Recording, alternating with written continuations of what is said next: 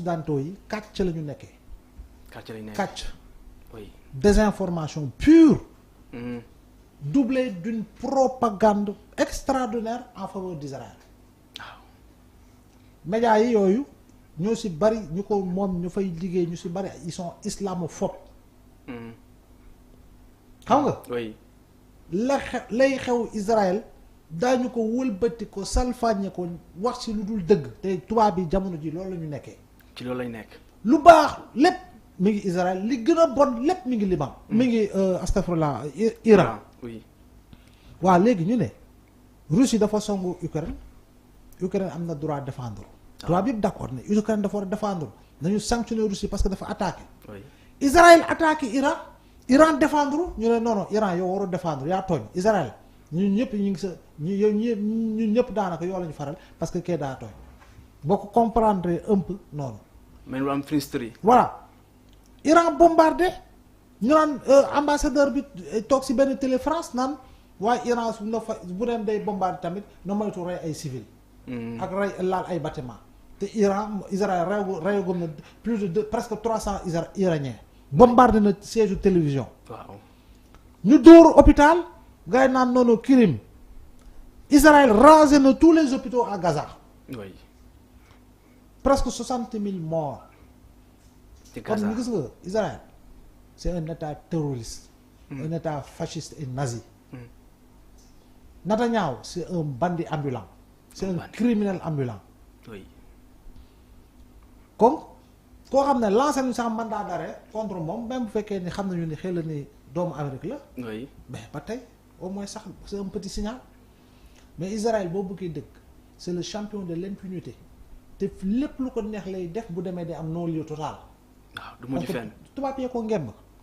France la Angleterre États-Unis ak ñoom Allemagne. ak yu demee noonu pour ñoom l'Iran c'est l'ennemi à abattre. fii sax si Sénégal da ngay gis naa ay théoriciens yoo xam ne waaw bëgg naa ñëw si aussi. ñu ngi siy génn di naan ay Iran. oui. ay noon lañu. ay nangam waaye faral Iran bu dee ay chiite lañu.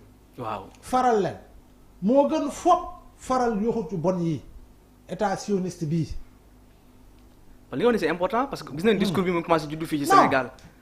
xam nañu ay courant de pensée islamique la. ay courant de pensée islamique la. moo tax tey boo gisee position dëkk jullit yu bari dëkku naar yi su bari gis nga leen ñoom ñëpp dañuy taxaw naan ñu noonu iranien yi exterminé nañu ay lii ñoo rey ay lii. suy affaire ay sunni chiite mais Arabie Saoudite ne ñoo ko tabax.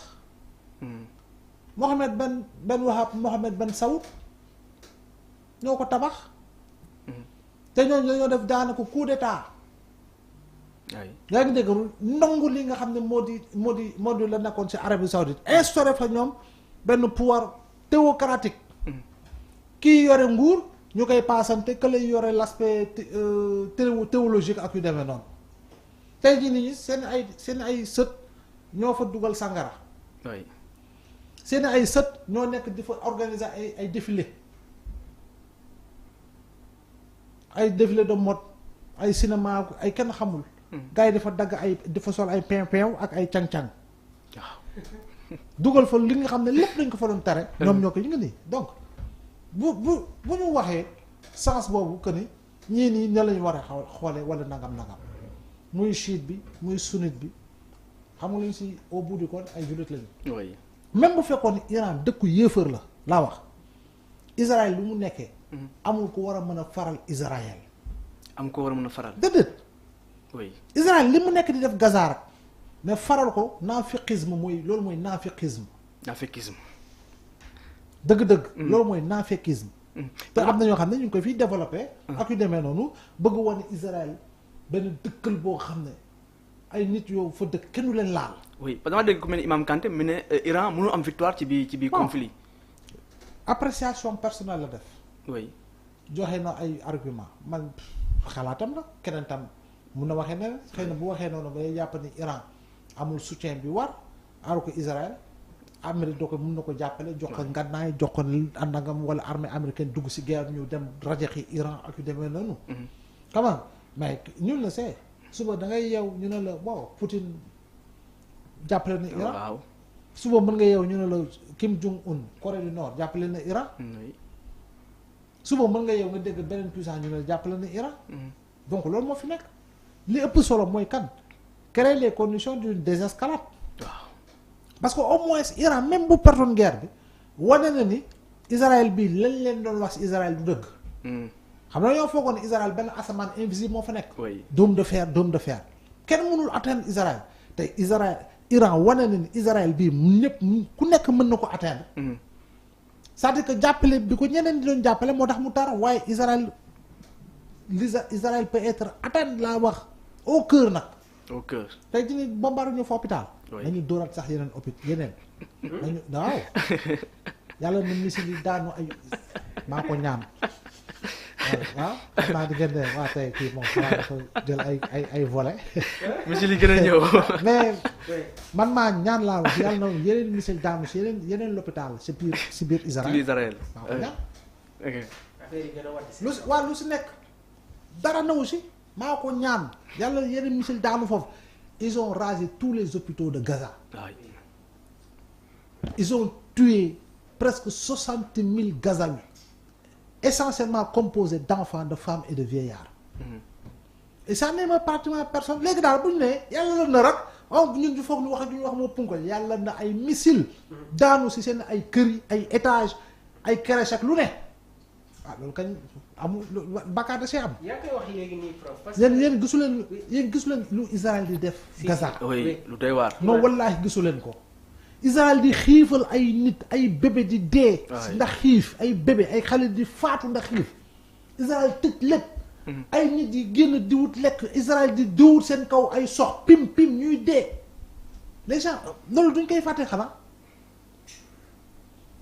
Israël li muy def moom je te dis méthode hitlérienne pure et dure la ñu nekk di def. épuration ethnique la ñu nekk def te ñi dañoo bañ jullit fu mën a ne dañ leen bañ parce que sionisme genre tarixa bu nekk ci seen biir la ñoo gën a yées koo gis. d'accord loolu mooy dëgg. alors professeur à travers ce conflit est-ce que tamit amul benn guerre froide bi nga xamante ne mi ngi am entre certains pays. guerre froide bi tàmbaliwul tey guerre froide bi yàgg na. oui. c'était une guerre froide officieuse qui est devenue officielle. au fil des années. parce que benn instant nous vivions dans un monde unipolaire dominé par les États-Unis et l'Occident. oui. Aujourd'hui, ce monde n'est plus unipolaire, il est redevenu bipolaire. Comme avant la chute de l'Union des républiques socialistes soviétiques. oui. Et bien avant même la chute du mur de Berlin, entre 89 et 91. Chute du mur de Berlin, éclatement du bloc soviétique. Après, nous étions dans un monde unipolaire, dominé par les États-Unis et le bloc occidental à travers l'organisation du traité de l'Atlantique Nord, l'OTAN, l'Union bokk. oui. Mais plus ñu dem, l'expansion de l'OTAN a créé les conditions d'une renaissance de la Russie qui mène une guerre existentielle par rapport au bloc occidental. ñu ne Chine jóg gën a dëggal arméem Xi Jinping wax na ko arméem préparez-vous à la guerre préparez leen guerre te bi mu ko waxee mat na juróom-ñaari at. bi mu ko waxee ak léegi gis nga Chine mi ngi def ay exercices militaires tout le temps autour de Taïwan moom ak Philippines li la ñu xaw a cofante nga gis Inde mi ngi tam déployé wu ba pare ñoom ñëpp ñu créé benn bloc tuddee ko BRICS. oui. pour faire face au bloc occidental sous la houlette des États-Unis et de l'Union européenne si soo ko jëlee bloc bi donc nous sommes en pleine guerre froide.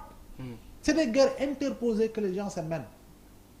La Corée du Nord chaque fois mu dóor ay missiles balistiques essai suba mun na violer le traité de 1953 su ma juum 53 avec le 32e xaw ma 52e parallèle. oui. histoire. waaw. donc adduna bi moom foofu la toll. foofu la toll. waaye nag ñun moom dañuy ñaan lépp duñu sori. waaw. parce que ñun ay weñ yu biiw lañu si kanamu ay bay ko.